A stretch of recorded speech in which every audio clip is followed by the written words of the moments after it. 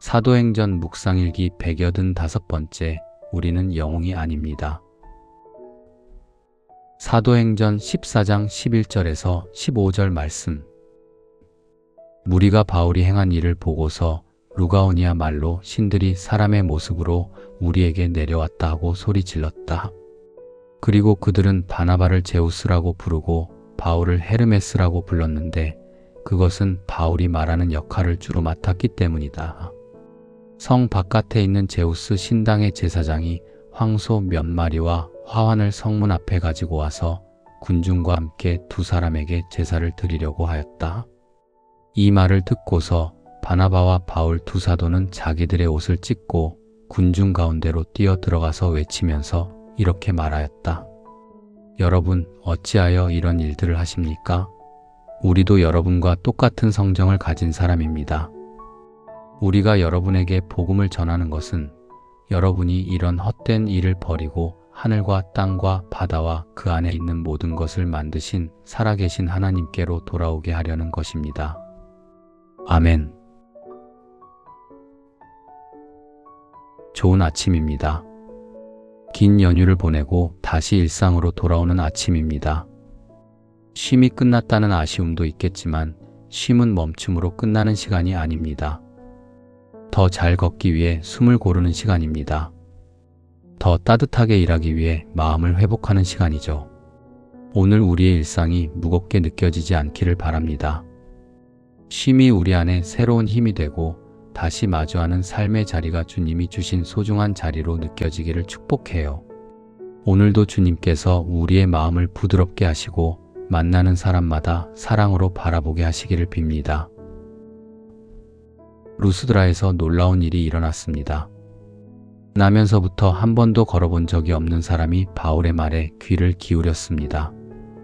바울은 그 사람을 주목하여 보았습니다. 그리고 그에게 구원받을 만한 믿음이 있음을 보았습니다. 바울이 큰 소리로 말했습니다. 그대의 발로 똑바로 일어서시오.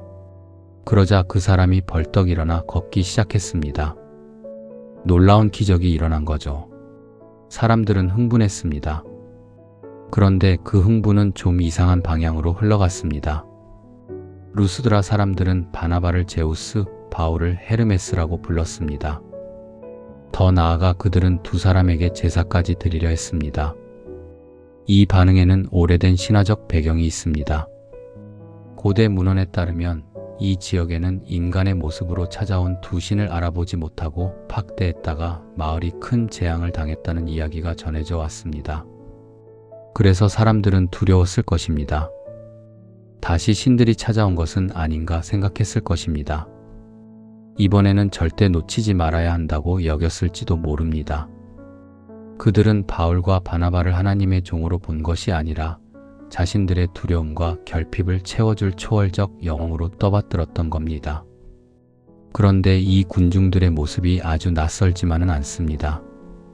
우리 안에도 누군가를 영웅으로 만들고 싶어 하는 마음이 있습니다.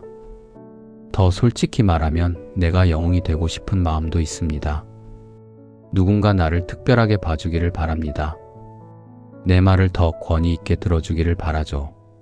내가 누군가보다 더 지혜롭고 더 옳고 더 나은 사람으로 인정받기를 바랍니다. 이것이 우리 안에 숨어있는 교만입니다. 우리는 남을 도울 때도 쉽게 착각합니다. 좋은 마음으로 시작했지만 어느새 내가 상대보다 위에 있다고 생각합니다. 조언이라는 이름으로 상대를 누르기도 합니다. 내 말이 맞아. 너는 아직 몰라. 내가 해봐서 알아. 이런 마음이 우리 안에 들어옵니다. 선의로 포장되었지만 때로는 폭력이 됩니다.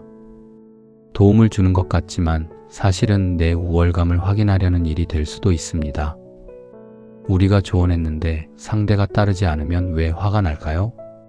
왜 속으로 그래, 얼마나 잘 되나 보자 하는 마음이 생길까요? 그것은 내 안에 이미 내가 더 낫다는 생각이 있기 때문입니다. 내가 더 알고 내가 더 옳고 내가 더 지혜롭다는 우월감이 숨어 있기 때문입니다. 누군가를 쉽게 판단하는 순간도 그렇습니다. 저 사람은 저럴 거야. 분명 또 실수할 거야. 이렇게 단정하는 순간 우리는 하나님의 자리에 앉게 됩니다. 그 사람의 전체를 알지도 못하면서 재판관이 되는 거죠. 그러나 바울과 바나바는 달랐습니다. 사람들이 자신들을 신처럼 떠받들자 그들은 옷을 찢으며 소리쳤습니다. 여러분, 왜 이런 일을 하십니까? 우리도 여러분과 똑같은 사람입니다. 이것이 참된 사명자의 태도입니다. 그들은 영웅의 자리에 앉지 않았습니다. 숭배를 즐기지 않았습니다. 사람들의 박수를 자기 것으로 삼지 않았습니다. 자신들도 똑같이 연약한 사람이라고 고백했습니다. 그렇습니다. 우리는 영웅이 아닙니다. 우리는 누군가의 머리 위에 있는 존재가 아닙니다. 우리는 모두 하나님 앞에서 똑같이 연약한 사람입니다. 배운 사람도 부족합니다. 가진 사람도 흔들립니다. 경험 많은 사람도 실수합니다. 하나님 앞에서 인간의 지혜는 도토리키 제기와 같습니다. 조금 더 안다고 해서 남을 함부로 판단할 자격이 생기는 것은 아닙니다. 조금 더 먼저 걸었다고 해서 남을 내려다볼 권리가 생기는 것도 아니에요. 우리가 누군가를 돕는다는 것은 높은 곳에서 낮은 곳으로 은혜를 베푸는 일이 아닙니다. 함께 걷는 일입니다. 눈높이를 맞추는 일입니다. 넘어지는 사람 옆에 서는 일입니다. 때로는 내가 붙들어주고 때로는 내가 붙들림을 받는 일입니다. 우리는 모두 상처 입은 치유자들입니다. 내가 받은 위로로 누군가를 위로하지만 나 역시 누군가의 위로가 필요한 사람입니다. 그래서 공동체가 필요합니다. 그래서 사랑이 필요합니다. 예수님은 비판하지 말라고 하셨습니다. 이것은 분별하지 말라는 뜻이 아닙니다. 내가 재판관이 되지 말라는 뜻입니다. 나도 흙으로 지어진 연약한 존재임을 잊지 말라는 뜻입니다. 내가 누군가를 판단하는 그 잣대로 나도 판단받을 수 있음을 기억하라는 뜻입니다. 그러니 우리는 더 겸손해야 합니다. 더 조심해야 합니다. 더 많이 긍휼히 여겨야 합니다. 복음은 누군가의 머릿속에 억지로 주입하는 딱딱한 교리가 아닙니다. 복음은 우리를 자유롭게 하는 사랑입니다. 나를 나답게 하고 너를 너답게 세우는 은혜입니다. 그러므로 우리가 할 일은 군림하는 것이 아닙니다. 가르치려 드는 것도 아닙니다. 오직 사랑하는 것입니다. 격려하는 것입니다. 축복하는 것입니다. 판단 대신 긍휼을 선택하는 것입니다. 지적 대신 손을 내미는 것입니다. 많은 그리스도인들이 복음을 마치 남이 몰라서 알려주는 것이라고 생각합니다. 아닙니다.